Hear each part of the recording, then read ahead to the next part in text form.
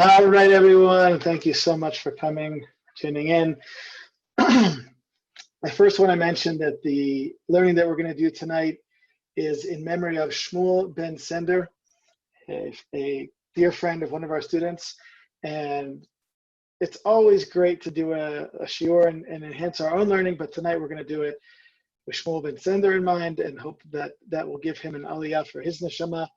And by the way, if anyone else wants to mention a name or do something in memory of, so please let me know. We're always happy to do that.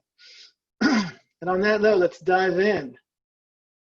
Now, finally, we come back together. You know, the diaspora and Israel have been separate in their Torah portions for the last 5 weeks or so. And finally, we come back together. And you guys in North America, outside Israel, are going to be reading 2 parshas. You get a double lot of Chukat and Balak. And we here in Israel get just Balak. So we'll focus on the shared experience in Parshat Balak. And gosh, in both of those parshiyot, there's so much to do. But I wanted to focus in and discuss a little bit the story of Billim and his donkey. What a weird story. What a wild story. A man and a talking donkey. This stuff, you know, sounds like Shrek on the face of things. But there's actually very deep things going on, and there's interesting machlokot, different ways to look at this, some a little bit more philosophical, some a little more esoteric. We're going to give a little bit of Harry Potter perspective on this as well for those who like sorcerers and magic. We're going to get into the occult, so this is going to be a lot of fun. And at the end, hopefully, we're going to come together with a really nice point about what it is to carry Torah in our hearts. Okay, so let's just dive in. So just to get the story straight, so we're all more or less on the same page. At the end of Parshat Chukat, there was several battles that Am Yisrael was involved in. They tried to navigate through the land of the Amorites, I think it's in English, the Amori. And the Amorim said, no, we're not going to let you walk through. We're actually going to come and we're going to wage war with you. And Israel triumphantly succeeded in that battle. They basically wiped the floor with the Amorites, including the king. Everybody was gone, and there was a strong triumphant victory. Now, on the heels of that is Balak from Moab, who is the king of Moab. And he sees this giant group of people, 2 million people, right on the edge of his borders, and he just saw what happened with the Amori, and he's a little bit nervous. So he comes up with a plan of how to defeat the nation. Now, he sees that military might isn't going to do it because he just saw Am Yisrael defeat these other armies. And militarily, it sounds like from the passages that he doesn't have as many people as well. So he's outmatched. So what does he do? He goes to the powers of the occult and hires himself a famous magician, wizard, some people say prophet, although that is definitely not something that is agreed upon by everybody, whose name is Billim, or Balaam here it says in English, but in Hebrew it's Billim. And Billim is a pretty interesting, dark character. He wants to take the job, he wants to get hired by Moab in order to go and curse the Jewish people. Now, it doesn't exactly say that what that would look like. We get a lot of blessings. What Billim tries to do, the curses that he tries to give turn into blessings at the end of the story. And not only that, these are prophecies that our rabbis teach us are some of the deepest prophetic ideas that tell us about the future of where the Jewish people are going and how the end of the story, so to speak, unfolds. So unfortunately, we won't get to all that, but what ends up coming out of Billim's mouth are blessings and not curses.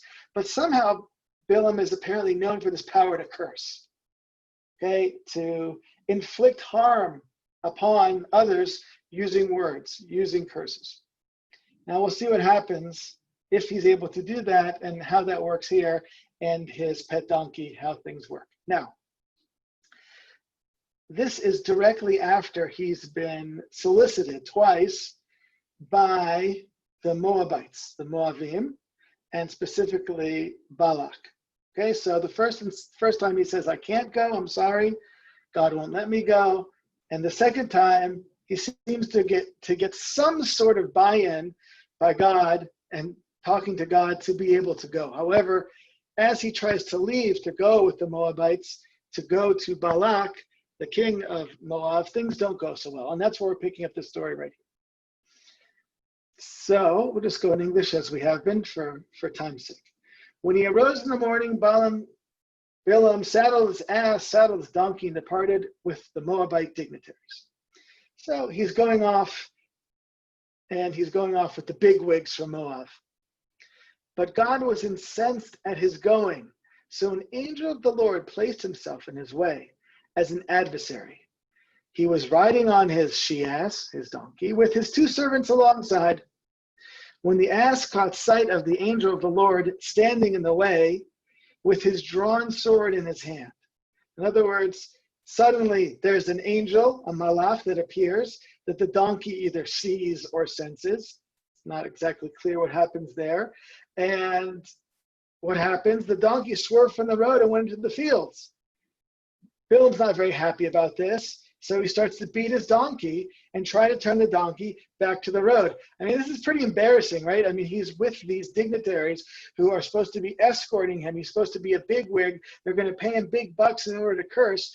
And, you know, it would be like, you know, the president or the prime minister of a very, you know, prestigious country. And, you know, he's being escorted and his vehicle kind of breaks down and, you know, the engine kind of falls out or something like that, right? It's pretty embarrassing. So he's trying to get his donkey back in line here so that he doesn't look like a fool.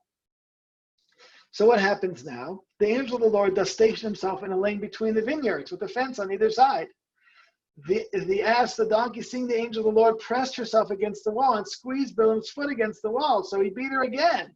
So if the first part wasn't bad enough, now the donkey's dragging his leg against a wall. I've never had my leg dragged against a wall by a donkey, but it does not sound very pleasant. And if he's, you know, kind of trying to present himself being well dressed, so forget it. I mean, his pants are totally getting, you know, all messed up and ripped, and it's probably hurting his leg at this point. So things are really looking pretty embarrassing for him. Once more, the angel of God moved forward and stationed himself on a spot so narrow there was no room to swerve left or right. When the ass now saw the angel of the Lord, she lay down under Billim. She squatted. And Billim was furious and beat the donkey with his stick. Okay, so now, as opposed to the first two times when the donkey is first going off the path and then dragging his leg against the rocks, now the donkey's just not going at all. And so Billim is embarrassed. Billim is looking pretty bad in front of these dignitaries. And the only recourse that he has for his donkey is to beat it with his stick. Now, at this point, something very unusual happens. The Lord opens the ass's mouth. The donkey starts talking. And she says to Billim, "What have I done to you that you have beaten me these 3 times?" Now, Billim doesn't seem to be fazed by this. He takes it in stride. Seemingly, this is a little unusual that the donkey's talking to him, but considering he's involved in dark magic, maybe it's not so surprising. He doesn't seem to be surprised, or the text doesn't make any mention of his surprise. He just talks back to the donkey. So Billim says to the donkey, "You have made a mockery of me. If I had a sword with me, I'd kill you." So he's expressing his anger about the lack of discipline by the donkey. So the donkey said to Billim, "Look, I am the ass you have been riding all along until this day.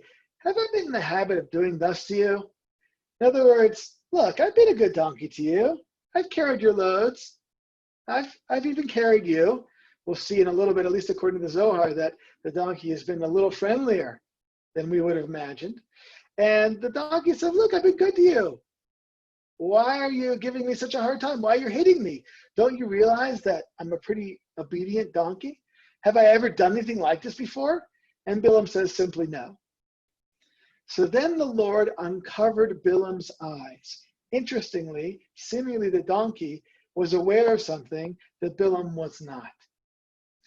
And what did Billim see? And he saw the angel of the Lord standing in the way, his drawn sword in his hand. Thereupon he bowed down right on the ground. So all of a sudden, Billim gets, a revelation of an angel, whatever that is, with an outstretched sword. So the donkey didn't faze him, but the angel with the sword apparently does seem to elicit a reaction. So the angel of the Lord said to him, "Why have you beaten your ass this 3 times? Is it I who came out as an adversary? For the errand is obnoxious to me." In other words, I was the reason that the donkey was acting strange, not because there's something wrong with the donkey. Why are you beating it? And when the ass saw me, she shied away because of me those 3 times. If she had not shied away from me, you are the one I should have killed while sparing her. In other words, the donkey saved your life, because if she didn't stop, I would have certainly used this sword and killed you with it. Billim said to the angel of the Lord, "I erred because I did not know that you were standing in my way. If you still disapprove, I will turn back." In other words, look, I thought God told me I could go. On some level, God told me there was some sort of buy-in. I was allowed to go. And now, if you tell me I shouldn't go, then I'll go back. And now the angel of the Lord says to Billim, "Go with these men. You can go to Moab, but you must say nothing except what I tell you." So Billim went off with Balak's dignitaries, and they go and they meet with Balak, and the story continues thus. Okay, that's the section of the text that I want to work with and discuss with you guys over the next few minutes that we have together. Now, I know there's a lot of questions here, and I won't get to all of them, but it's just such a wild story, talking animals, magical sorcerers, magical donkeys, angels, swords. It's wild stuff. So I'd like to crack open this a little bit. And, as we said the last 2 times, I hope that the Torah has eternal meaning, that there are teachings that we can extrapolate and apply to our own life here, and not just appreciate the fantastical nature or interesting nature of the story, because we don't get talking donkeys anywhere else in the Torah, but that there are points of wisdom and interest that we can draw out from this. Okay, so I just want to start out with a kind of a basic question, which is as follows. Do we believe that this actually happened? Now, I don't mean necessarily historically, do we believe that the Torah is true or something like that? That's a different question. But what I would like to think about is, do we understand that the donkey actually talked? In other words, if I could somehow step back in a time machine and put myself in that place, would I see Billim and the donkey talking? Would I see an angel with a sword come out? Or is this somehow something else? So there's an interesting machloket, and this breaks down many times, especially in the Torah, when we have discussions of angels, of malachim, of other types of stories in this realm that seem a little fantastic and unnatural. And it will break down between the philosophers and the mystics. So to stand up for the philosophers and represent the philosophers, who better than the Rambam and the God the Perplexed? And he says as follows: the symbolical acts which are described in connection with the visions of the prophets, such as the speaking of Bilam's ass, which we just read, had no positive reality. In other words, the whole story that we just read and all of the interactions between Billim and his donkey and the angel never happened in physical reality as we know it. In other words, it never happened in the way that we understand something happening, right? If you say, I went to the store, I bought milk, I went out to the mall and got a new pair of shoes, and then a donkey talked to me and I got a sword whipped out to me by an angel. Okay, that's not what the Rambam thinks happened. What did happen? He continues. The prophets, employing an elliptical style, which means a terse way of speaking, frequently omitted to state that a certain event related by them was a part of a vision or dream. In consequence of such elliptical speech, events are described in the Bible as coming directly from God, although they are simply the effect they simply are the effect of the ordinary laws of nature, and as such depend on the will of God. In other words, the experience that Billim had here was not an experience that happened in the world as we know it, but happened in a prophetic experience as a kind of a dream state. Probably that's the closest thing that we could imagine, an imaginative state, some sort of dream state. Maybe something very visceral in a way that a very, very, real dream that we have, kind of when you wake up from and like, wow, it just felt so real. Okay, something along those lines is probably the closest we could think about and try to grasp something in the experience. So that's what Billim had. And therefore Billim has some semblance of prophecy. He's not only a kosem or nachesh, he's not only some sort of magician or necromancer, he also is a navi. And therefore this was a prophecy that he had in his quote unquote imagination or prophetic vision, so to speak. Okay, so that's what the Rambam says, and there are many other examples of the Rambam bring that explanation. I see there's a question here. Dylan, this feels stylistically in the lines of Jacob's ladder. Is it the same system? It is, Dylan. It is the same system. In general, when you're talking in the Rambam's perspective from the Mor Nevuchim, any kind of vision, prophetic vision, is something that happens in the imagination and not in real life. However, in that case, it might be that everyone agrees. Why? Because it says in the text that he had a dream. Oh. He was dreaming that. So, but the general answer to your question is yes, 100%. Okay. Now, standing up and representing the mystics on the other side is the Ramban. And he says as follows, Ki inyan kula bitom nes gadol kibuya chadasha b'nivraim. This is a big miracle. This is like something totally new happening that never ever happened before, and I assume never will happen again. I guess that's the nature of a miracle. It happens once and not again. Okay, so everything that happened really happened according to the Ramban. If you could be there, you would see the donkey talking, and you would see the angel embodied with a sword. Okay, that did not happen in a prophetic vision. It happened in real time, live, in front of Billim and everyone else that was there. Okay, so that's a general breakdown. And just to relate that back to your question, Dylan, is that the way that in general the mystics are going to relate to these type of issues?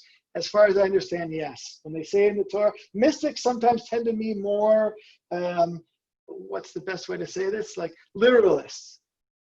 In other words, if it says that there was a donkey that talked, then the donkey talked. Oh, that sounds really funny. I've never seen a donkey talk. So it's just a miracle.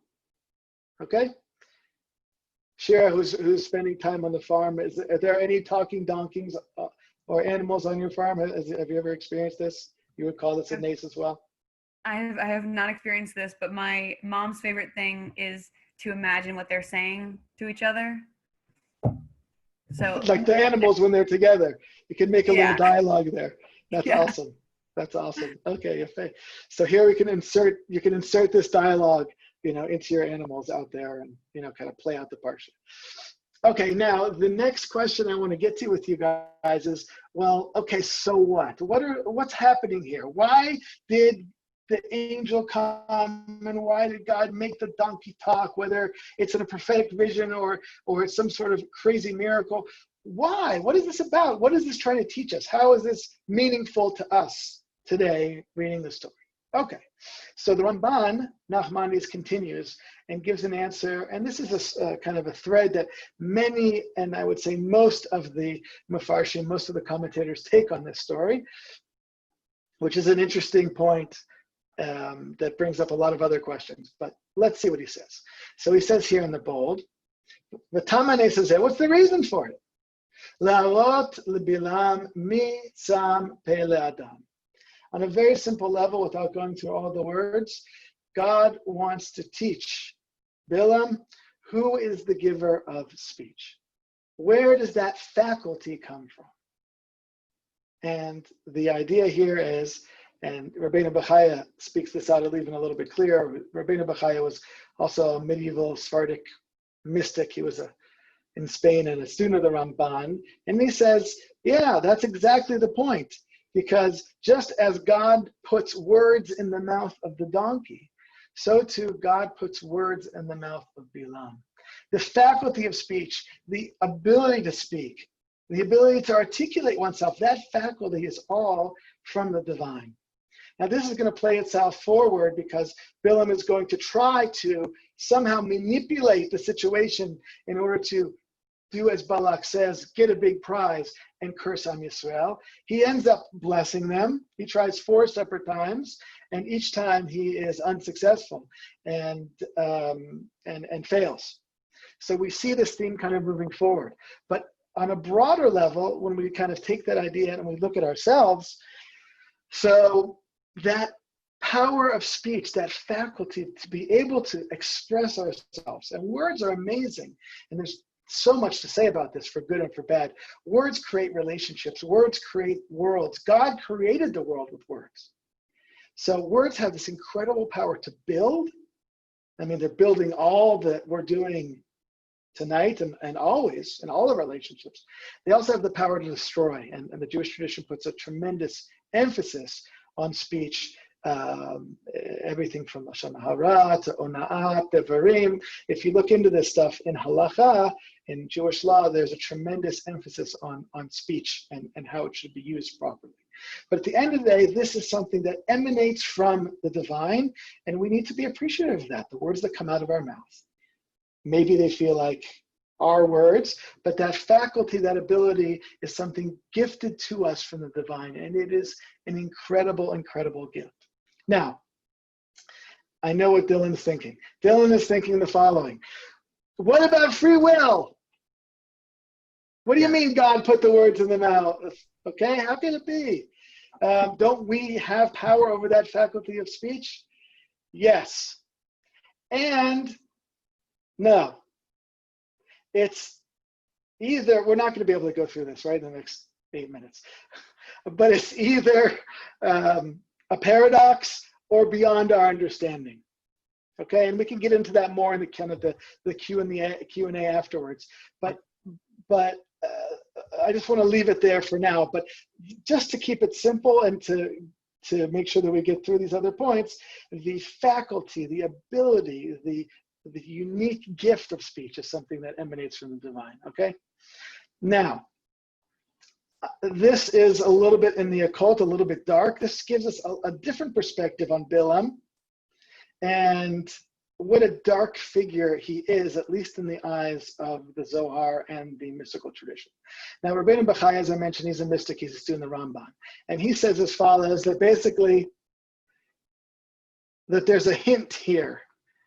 If you like talking animals in the Torah, well, you have the talking donkey and you have another talking animal.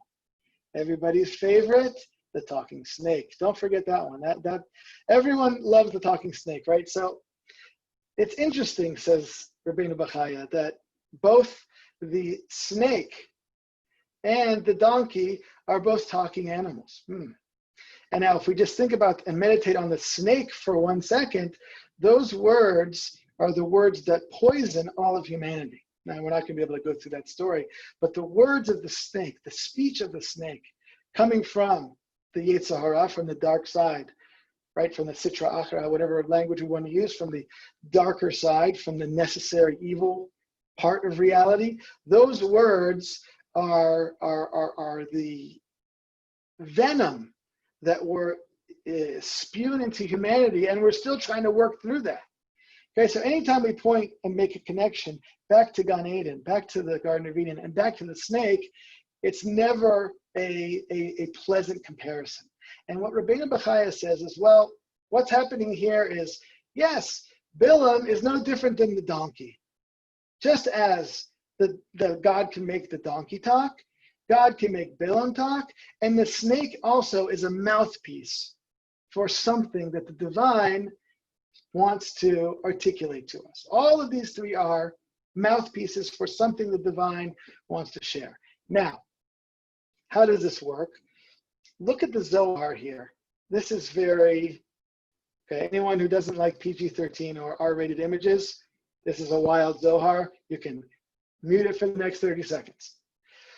Says the Zohar in this: all species of witchcraft are linked up with and proceed from the primal serpent, which is the snake in the Garden of Eden. All witchcraft, darkness, tuma comes from that. Hence, all sorceries are called nechashim. I think it should be sorcerers. Nechashim is also nachash, which is a serpent or a snake. For this reason, in order to draw toward himself the spirit of tuma, of impurity from the supernal serpent, the wicked Billim sullied himself every night by intercourse with his donkey, and then he would proceed to his divinations and sorceries. Okay, don't meditate too long on this image, but apparently, according to the Zohar, Billim gets it on with his donkey, and I'm trying to be mature about this. Billim is with his donkey, and that allows him it gives him some sort of dark magical powers, which is, it's connecting back to the serpent, this aspect of tuma, of darkness, of evil. So in that act of uniting with the donkey, he's really uniting with the snake and coming back to and connecting to that initial facet of evil in the world. Okay, so when Rabbeinu Bechaya tells us that, you see that Billim is the donkey, which is really like the snake, we're collapsing all of those images onto one another and saying these all emanate from one source, the source of evil, of tuma, of darkness in the world. Okay, so that really paints Billim in a very different light. And lahavdil, as someone who read Harry Potter and kind of, appreciating the dark magic in those stories, you can get a really nasty picture of who Billim is and where he's coming from and the kind of the powers that he's trying to kind of draw into himself, and to the extent that he's able and willing to go to be able to tap into those dark powers. Okay, so that's a little bit more on the occult, and that stuff is out there in the Zohar. Now you know why there are people that say you probably shouldn't look at it till you're 40, but it's out there. So what are we going to do? Okay, now one last point I want to leave everyone with that I thought was quite profound, and this really gets back to that question of what is this meant to teach us? What can we take from this? So this is from Rav Tzadok Cohen from the Billim. We've already seen him, I think, at least once in our learning together over the last couple of weeks. Earliest 20th century in Poland. The Billim is in Poland. So he says the following. Basically, there are some Talmidei Hachamim, there are some great sages who are very, very popular, and some not as much. Gosh, we can surely appreciate this today. There are some speakers, some religious speakers who have such a huge following. Okay, anyone who follows Rebbe Yemimo or Rabbi Sachs or any of these major figures, and they're all incredible, who are out there with their social media accounts and Facebook and emails and podcasts and all of these things. So says Rav Tzadok, well, there are some of these Talmidei Hachamim that are very, very popular and well known, and there are some other amazing teachers that are not as well known. And you know what? Not anything to say bad about those people we mentioned, but just because one is famous, that doesn't necessarily mean that one is greater than the other one. Okay, fame in the world of Torah doesn't necessarily mean one is necessarily greater. Okay, why? What's the connection here? We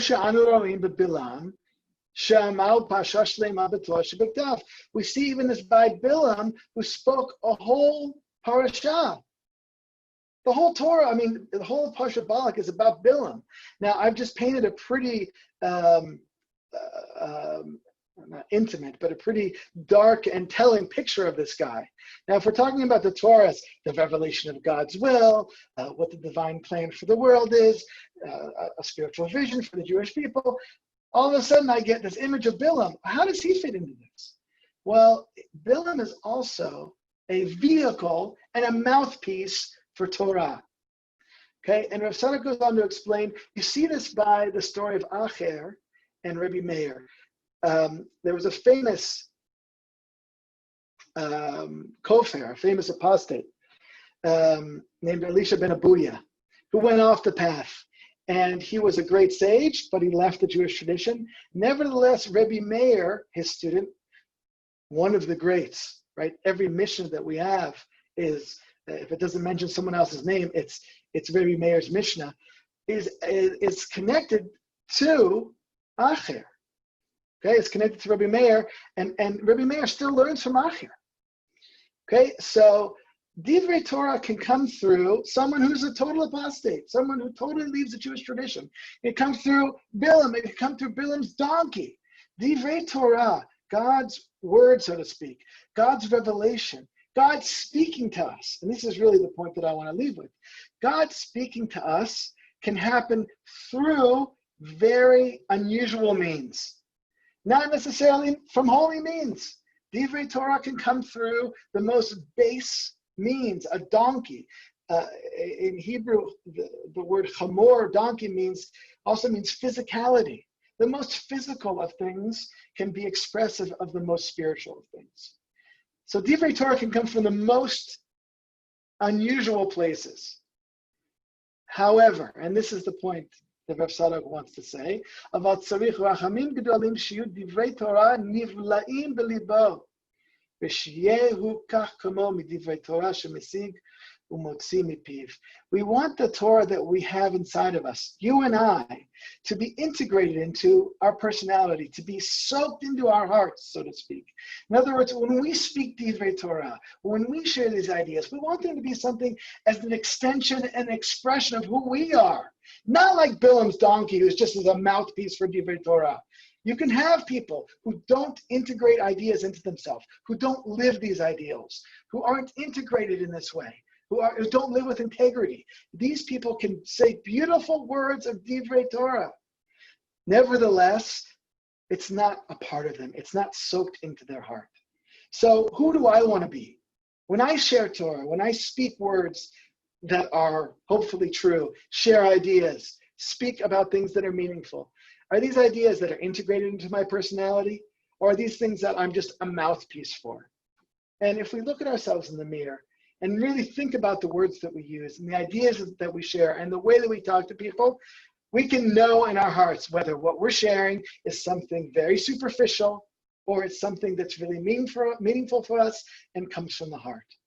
And this is why we say words from the heart speak to the heart, because we resonate with and we know when something is integrated into a person. We're drawn towards people who live integrated lifestyles where the teachings that they share and the ideas that they share are part of themselves and not something external. And that's who we strive to be. Okay, so yes, we do want to understand and appreciate that the faculty of speech is something that is beautiful and should be cherished and treasured. And that's an important message that should come out to us. But also, I think a very powerful message that can come out to us as well from this is that we want the words of Torah to be integrated into our person and not something we just speak like a mouthpiece, like Billim's donkey or Billim himself.